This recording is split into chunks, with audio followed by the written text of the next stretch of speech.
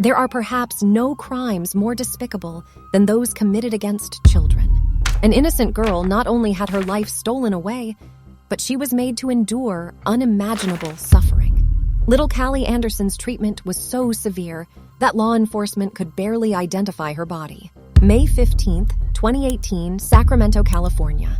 Joe Garcia has just made a 911 call reporting his unthinkable finding inside a storage unit. The other night, some guy, someone that I've known for a while, asked me if you can put some boxes inside my storage, right?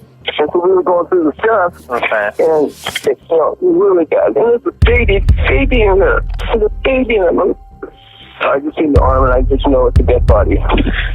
The police now have the task of searching containers and boxes to uncover the body of a deceased and decomposing child. Garcia stated that he had seen the arm of an infant, and even for an ex-convict, this sight was too disturbing for him to continue investigating. He called law enforcement, and now the police have found the body of the infant inside of a duffel bag, or at least that is how it initially appears. No regular child over the age of 2 could possibly weigh this little, unless, of course, something truly horrendous had happened to them. What's even more concerning, though, is that officers don't know if there are more children inside the sinister storage unit. I wonder if more kids in the storage unit. We don't know. We'll probably never find out.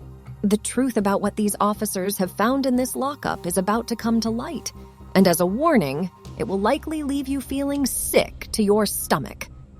Thanks to Joe Garcia answering all of the officers' questions and cooperation from the manager of the storage unit, police are quickly able to track the elusive Tyler down. They also identify Tyler's partner. And it's not long before law enforcement have Tyler Anderson and Avriana Enoch in custody.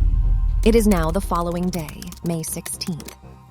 23-year-old Tyler has been taken in for questioning as Avriana allows police inside the couple's apartment in Reno, Nevada. Upon entering, officers immediately notice the filth and squalor of the home. Avriana then agrees to travel with the officers to the main station. This is where she will undergo interrogation, and where officers will begin to uncover the horrifying and unthinkable crimes that Tyler and Avriana have committed. Investigators now had puzzle pieces, but to get the entire picture of what happened to Callie Anderson, they were going to have to search through lies, deceit, and some truly appalling behavior. While Avriana seemingly sees herself in the clear and opts to talk with detectives, Tyler Anderson asks for an attorney from the outset. This request ultimately causes a gap of more than an entire year between Tyler's interview and Avriana's. Tyler may not yet be opening up, but Avriana has no way of knowing what he has or has not said to the police. Before he does say anything, however, Tyler speaks with his mother and hints that what really happened is far worse than anyone has anticipated thus far. I hope that the truth comes out. It's going to come out. Like I said, it's going to come out, and it's not going to be what everybody wants to hear. It's not going to be pretty, you know. It's going to be the truth, and it is what it is. Avriana, on the other hand, sits in what is commonly known as a soft interrogation room. Rooms like these, complete with distracting decor, are usually reserved for victims of crimes. And while at a glance, Avriana may appear timid or even harmless, the detectives are soon to find out that she is anything but. The initial questions are designed to establish the reasons for Avriana and Tyler's recent travel to Sacramento. Avriana confesses that she and Tyler had been purchasing cocaine. She may be thinking that such a confession will distract the detectives from the far more serious crimes that have taken place. But these officers are not rookies. They know perfectly well how to play this game, and for now, they play along. Avriana eventually reveals the reason for using the storage unit. Police then ask which of her children made the trip to Sacramento. Avriana has 2 biological sons with Tyler, but she also has a stepdaughter, Callie. Callie is the product of Tyler's previous relationship with a woman named Leonie, a woman whom Avriana clearly harbors jealousy toward. Avriana is going to attempt to shift the blame for this nightmare scenario onto Tyler. These investigators are soon going to find out the truth, though, and they are going to do so whilst sitting directly across from Averiana. In July of the following year, Tyler reveals how Cali came to be, whilst also shedding light on the animosity between Averiana and Leonie. It is during this interview that Tyler also details multiple incidents involving Averiana and her manipulative behavior. These include threatening to take her own life in order to coax Tyler back into their relationship. Tyler also explains the extreme jealousy from Averiana toward Leonie. Jealousy that turned to hatred, that then spilled over into Averiana's relationship with Callie Anderson. Back in 2013, when Callie was just 13 months old, the infant moved from living with her biological mom, Leonie, to living with Tyler and Averiana. Tyler shares how, in the beginning, this arrangement worked well for all involved. Averiana herself seemed to agree. I cried. I was holding her. I cried. Because I was just like... She was just a baby, you know, and I just love babies. But then she just looked like her dad, you know, and I looked at her and felt like I'm going to love you, you know, and I'm going to take care of you. The woman allegedly enjoyed her role as mom, but Averiana wanted to be what she saw as the real thing by having Tyler's children. Averiana then stopped taking her bipolar disorder medication in order to get pregnant. Fast forward to October of 2014, and Averiana gives birth to Tyler's son. Soon after, the abuse of little Callie Anderson begins. Tyler begins to notice things aren't quite right in the home. He notices injuries on his daughter's body. But when he questions Averiana, she has excuses at the ready. She says, oh, she bumped her head because she was playing, you know, or she's chasing her brother as she fell, you know, or she's just clumsy like her dad, you know. Tyler seemingly took these tall tales as truth, or he chose to ignore the abuse. But taking into consideration just how severe Callie's treatment will soon become, the latter is far more likely. Tyler's turning a blind eye is no accident, but when Averiana is questioned about Callie's treatment, she paints a disturbing picture. And the most shocking part of her confession is that she clearly sees nothing wrong with her chosen disciplinary practices. I was raised on discipline, so if you talk back, I'm going to pop you in your mouth and tell you don't talk back. Averiana may claim to have simply been raising the little girl in her own way, but the damage she was doing to Callie was already clear, and was even noticed by those outside the home. As far back as 2015, Tyler's Aunt Maylene contacted Child Protection Services about Callie's treatment. This came about after Tyler, Averiana, and Callie attended a family gathering together, and according to Maylene, the little girl was so desperately hungry that she was seen stealing food off of other people's plates. Callie also had a serious burn on her left hand, an injury that Tyler claims he took responsibility for after Averiana pressured him to do so. CPS also investigated concerns from Tyler's family members that Callie Anderson was worryingly underweight. Averiana dismisses this, claiming that Callie was simply thin for her age. Child Protective Services closed the case, effectively sealing Callie to an unimaginably cruel fate. In his interview, Tyler continues to shift blame away from himself with accounts of Averiana's appalling behavior. Her abuse of Callie increases in severity over time, until one night, Tyler arrives home to find his little girl locked inside a dog cage. You know, and the first thing I do is get her out of the cage, you know. What is she doing? She's not crying. She's not crying, and she's not hurt, she's not bruised, right? You know, what the hell is she doing in this cage, you know? Everyone said that, you know, she pushed her brother. At this point, Callie's father has every reason to take his daughter far away from this unsafe setting. The abuse has reached a level that no normal person would deem acceptable. Yet despite all this, Tyler continues to stay with Averiana, and more importantly, he continues to leave Callie in her care as he goes to work each day. Detectives may not yet know all these details as they chat with Averiana, but they do know that this woman is not telling the truth. They also know that Callie Anderson almost never stays with Tyler's family, leaving Avriana's explanation as to Callie's whereabouts a lie. The detectives continue to question Avriana about her stepdaughter. They inquire as to when Callie last saw a doctor and return to questions surrounding Callie's weight and eating habits. This elicits a shocking slip-up from Avriana, as when talking about her children, she refers to Callie in the past tense. More kids, but I think it's Tyler's genes. Well, you see us, we're both short, so I don't know. But yeah, she ate. Avriana knows she has messed up, and the detectives quickly realize this, too. Now is the time to turn up the proverbial heat under the comfortable chair that Avriana is sitting on.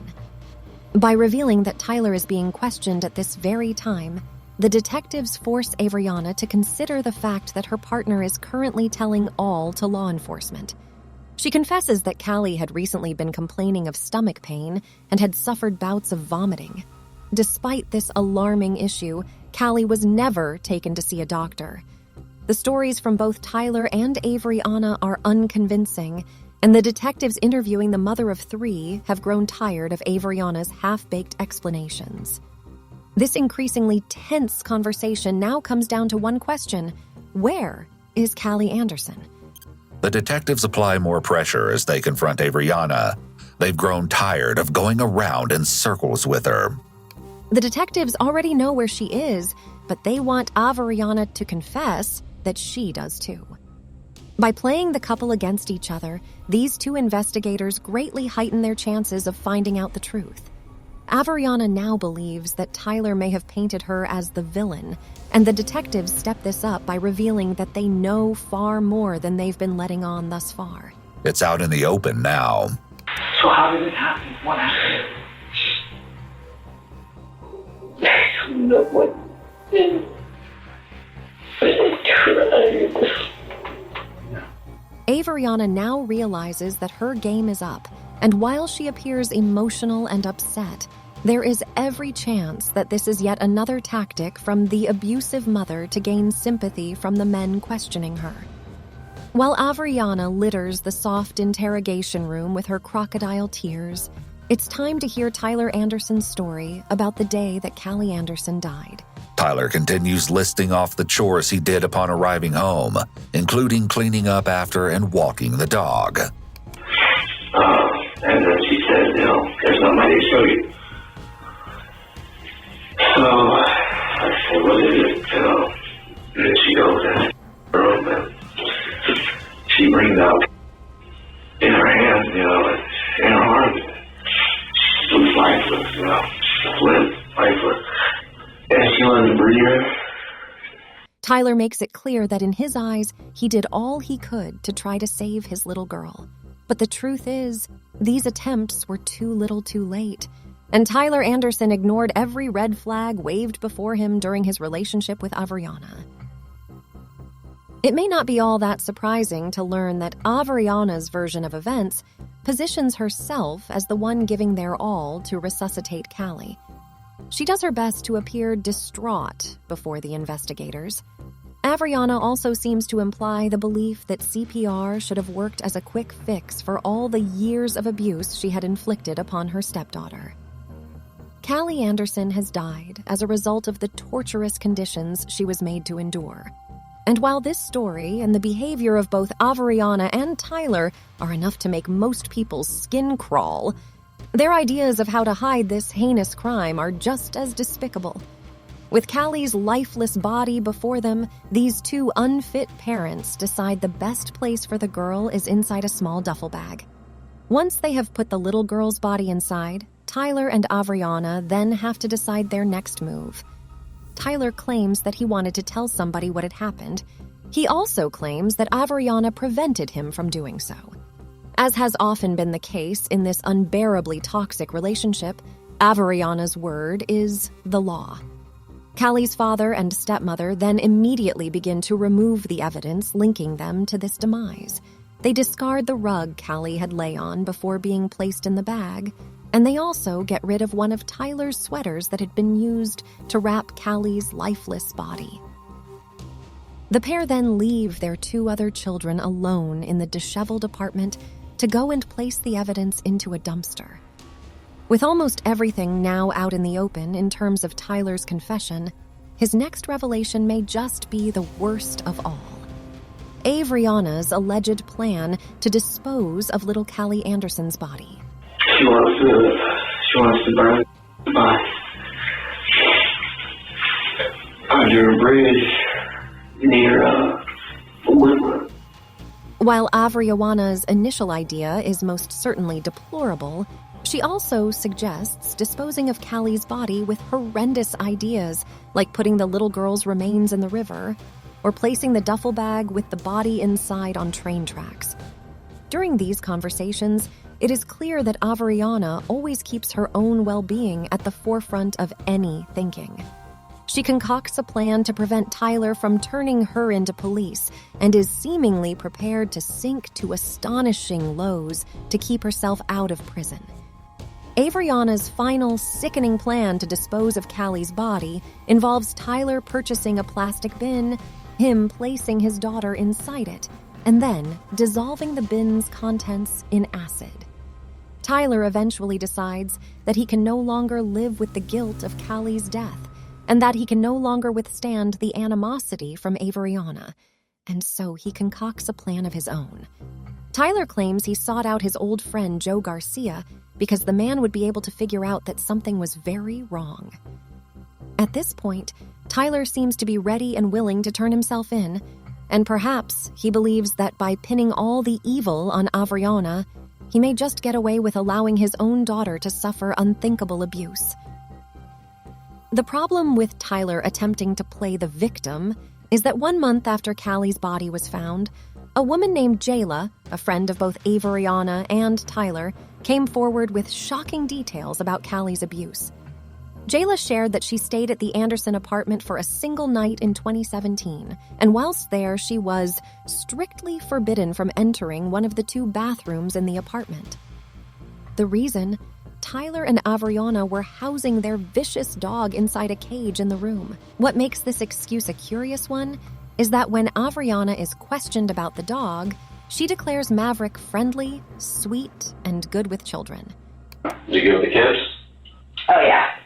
Maverick? Not a vicious dog? No, he's not vicious. Not at all. Not at all. Sweetest little boy. So sweet, but he gets on my nerves. During Jayla's stay at the apartment, she never once saw Callie, never once heard any noise from the bathroom holding a supposedly vicious animal, but did see plenty of Avriana's 2 biological children.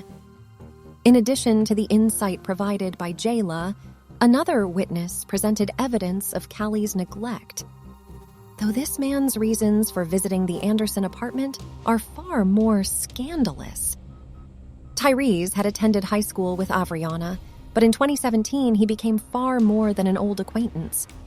Tyrese and Avriana were having a secret romantic affair, and according to Tyrese, these lustful link-ups occurred on approximately 20 separate occasions.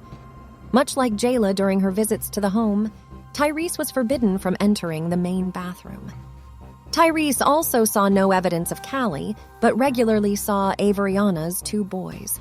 With these 2 witness statements in mind, the possibility that little Callie Anderson was kept locked inside a dog cage inside a filthy bathroom for years becomes a frighteningly real one.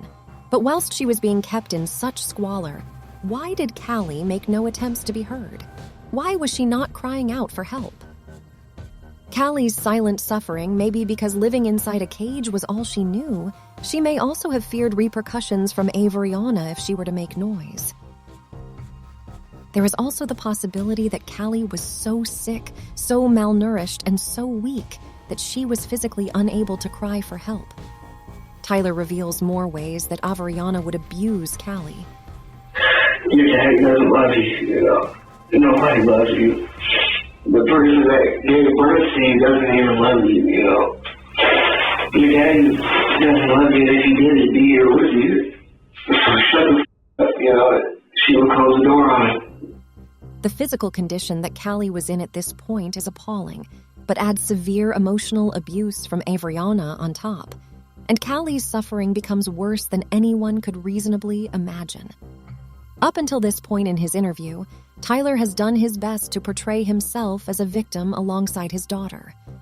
But police are about to put photographic evidence before him that will make him pleading ignorance, an impossible play.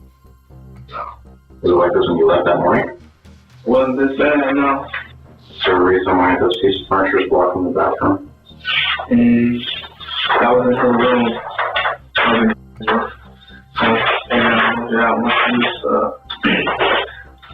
She was cleaning everything out. So, there's all kinds of empty cleaning product bottles in the bathroom across from Reno. Was this used to kind of... That's to clean up my dog's messes. all that bleach and cleaning shield, that's for the dog? Yeah. Okay. The reason why there's all this food and For the dog. the donuts were for the dog? Yeah. Pizza for the dog? Yeah. I ran out of dog food. At any time. Was in this bathroom and that food given to her? No. In that fashion? Not that I know of, no. Not that you know of? No. The truth about what happened to Callie Anderson is now clear. But if we think back to when officers first found Callie's body, they were certain they had the body of an infant. If we were to ignore the sickening stories of Avriana's behavior and Tyler's neglect, the fact that best sums up just how horrendous this case of child abuse was is that Callie Anderson weighed just 16 pounds when she was found in that storage unit. As Avriana seemingly comes to terms with the fact she has been caught after committing a truly barbaric crime, her emotions reveal themselves. However animated and desperate she may seem, it is clear from the words she utters that she is only thinking of herself and her biological children without sparing as much as a thought for the little girl that she starved to death. Avriana Enoch was convicted of first-degree murder, child endangerment resulting in death, and the destruction of evidence. She was sentenced to life in prison with a chance of parole. Tyler Anderson took a plea deal and was charged with second-degree murder.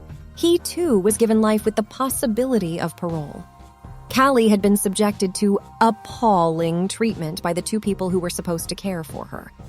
For many people, there is no punishment that could possibly fit such a crime.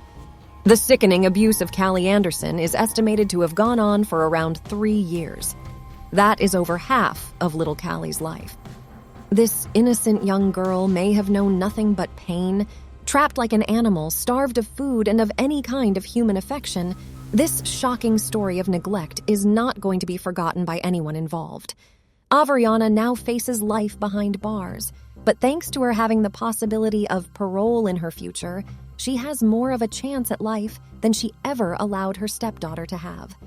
As upsetting as this case is, it reminds us that not all children have a safe place to call home. While most parents provide love and support to their offspring and those under their care, there are those people who greatly fail those who rely on their help.